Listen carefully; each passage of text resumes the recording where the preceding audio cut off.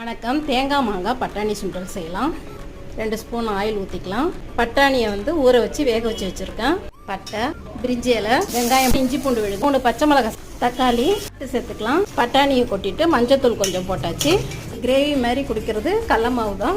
அதனால் ஒரு 2 ஸ்பூன் கடல மாவை தண்ணி ஊற்றி கலந்துக்கலாம். எல்லாத்தையும் நல்லா 2 நிமிஷம் வதக்கியாச்சு. கட்டி இல்லாமல் கரைச்ச கடல மாவை சேர்த்துக்கலாம். ஒரு 2 நிமிஷம் நல்லா வதக்கிக்கலாம். கொஞ்சமாக தண்ணி சேர்த்து கடல மாவு ஆட போகிற வரைக்கும் நல்லா வதக்கிக்கலாம். அடுப்பு ஆஃப் பண்ணிடலாம். பட்டாணி சுண்டலுக்கு தேங்காய் மாங்காய்லாம் ரெடி பண்ணி வச்சுருக்கேன். இப்போ எடுத்து வச்சிடலாம்.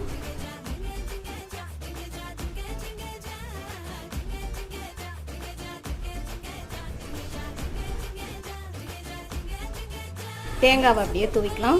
கேரட்டை தூவிக்கலாம். மாங்காயை தூவிக்கலாம். வெங்காயத்தை போட்டுக்கலாம். தலையை தூவிக்கலாம். சுவையான தேங்காய் மாங்காய் பட்டாணி சுண்டல் ரெடி ஆயிடுச்சு.